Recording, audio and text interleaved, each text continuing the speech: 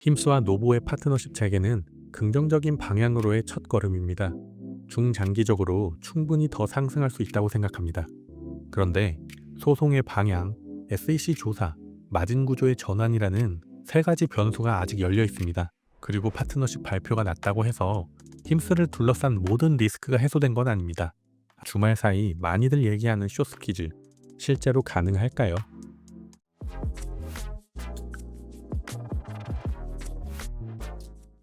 안녕하세요. 오늘도 미국 주식입니다. 이제는 많은 분들이 아실 텐데요. 지난 금요일 장 마감 이후 힘스 주가가 애프터마켓에서 약 40% 급등했습니다. 원인은 블룸버그 단독 보도 하나였는데요. 노보가 힘스 플랫폼에서 비만 치료제 위고비를 다시 판매하기로 했다는 내용이었고, 양측의 분쟁이 마무리 소순에 들어갔다는 내용이었죠. 그리고 3월 8일 오늘 힘스가 공식 발표를 내면서 해당 사실에 대해 인정했습니다. 자, 그러면 이제 다 끝난 걸까요? 파트너십 발표하면서 40% 급등했으니 악재는 다 해소된 걸까요? 그리고 주말 사이 많이들 얘기하는 쇼스퀴즈, 실제로 가능할까요? 오늘은 이 세 가지 질문을 중심으로 하나씩 분석해 보겠습니다. 우선 힘스라는 회사를 처음 접하시는 분들을 위해 아주 짧게 맥락을 먼저 정리하겠습니다. 힘스는 미국의 디지털 헬스케어 플랫폼인데요. 병원을 직접 가지 않아도 온라인으로 의사 처방을 받고 처방을 받을 수 있는 구조인 거죠.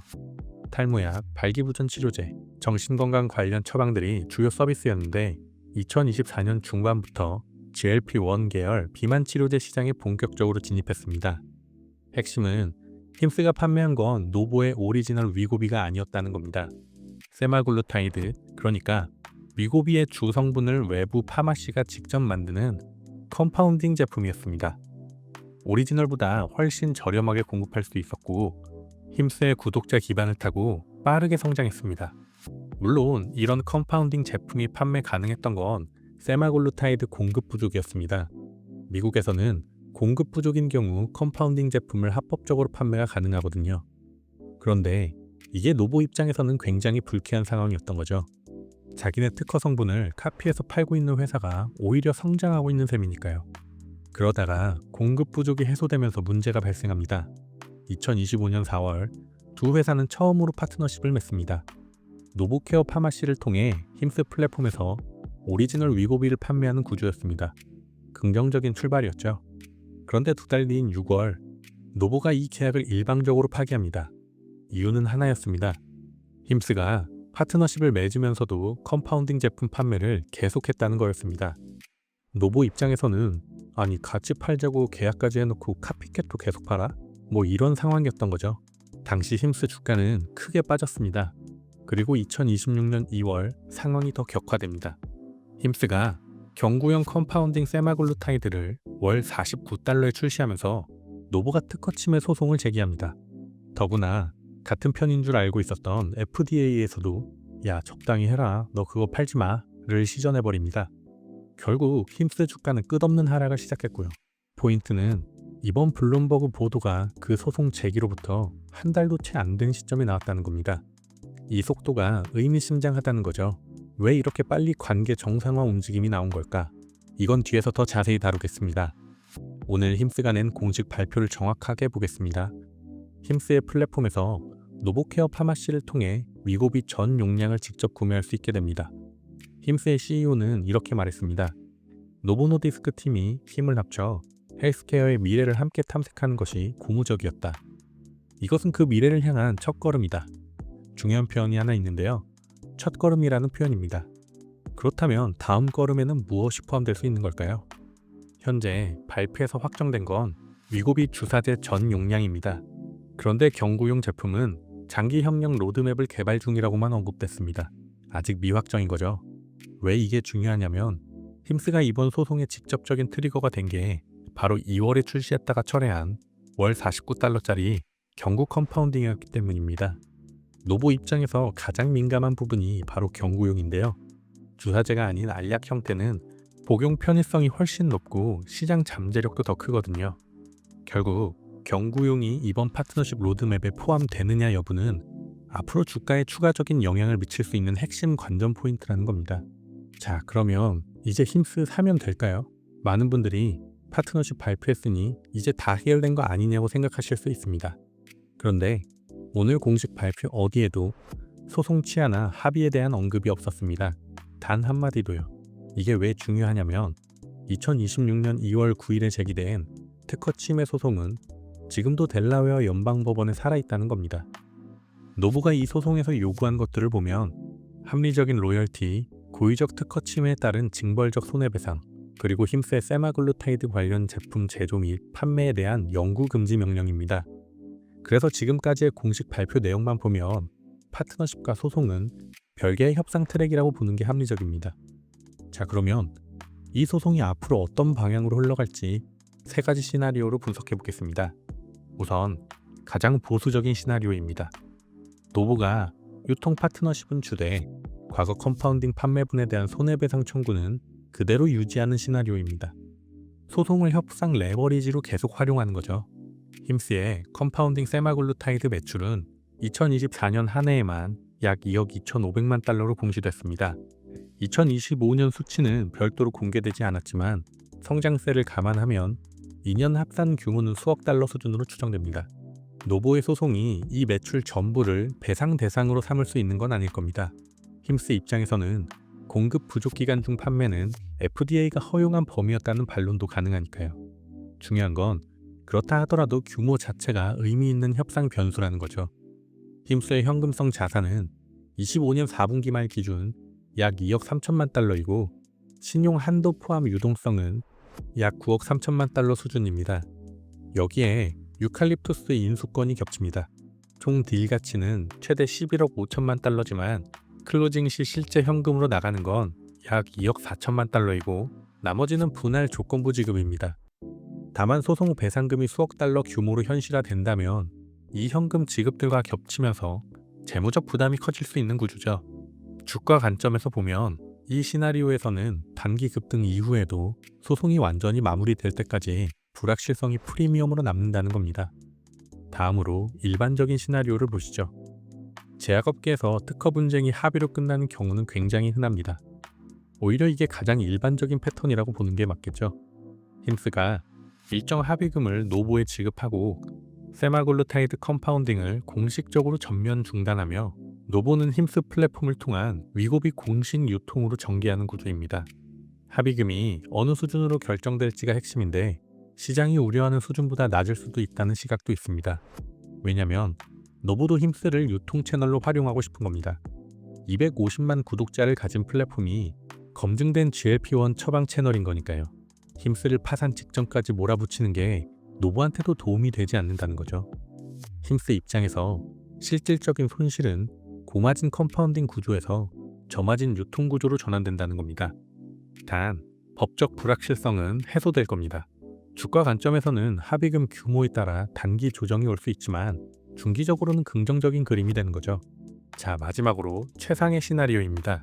한번 생각해 보시죠. 노보가 이 소송을 통해 진짜로 원하는 게 뭐였을까요?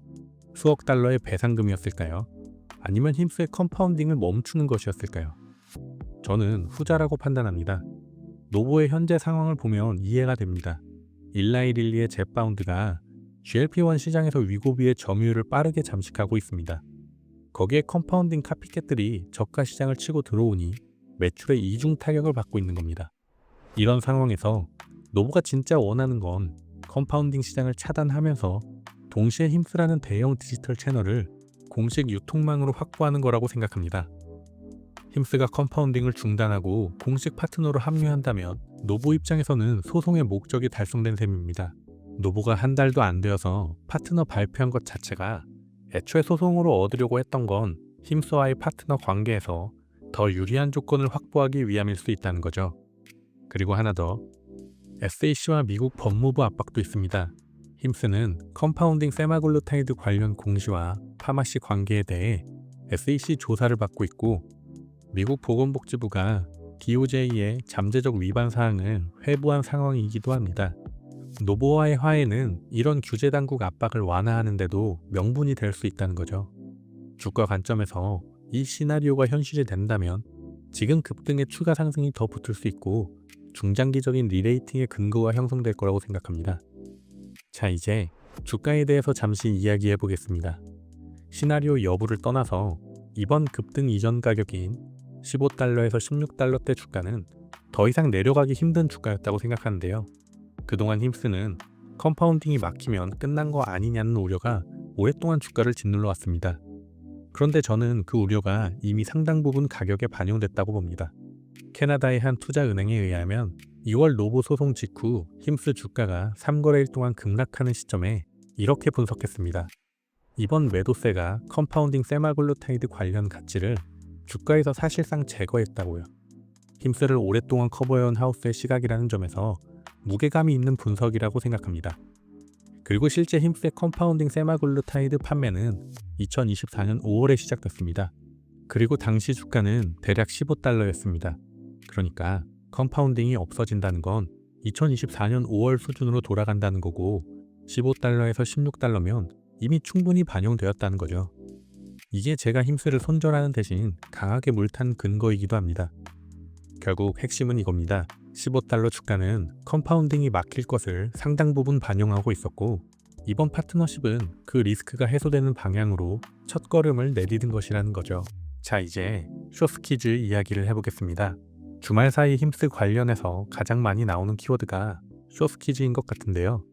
공매도가 엄청나게 쌓여 있으니까 이제 급등하면 쇼스키즈 나온다, 게임스탑 될 것이다, 이런 시각들이 있는데 데이터를 기반으로 이게 실제로 구조적으로 가능한지 확인해 봤습니다. 현재 힘스의 공매도 잔고는 약 8,100만 주입니다. 높은 건 사실입니다. 그런데 쇼스키즈가 발생하려면 공매도 포지션이 실제로 압박을 받아야 합니다. 압박이 생기려면 공매도 세력이 주식을 빌려서 갚기 어려운 상황이 만들어져야 하는 거죠. 여기서 결정적인 차이가 있습니다.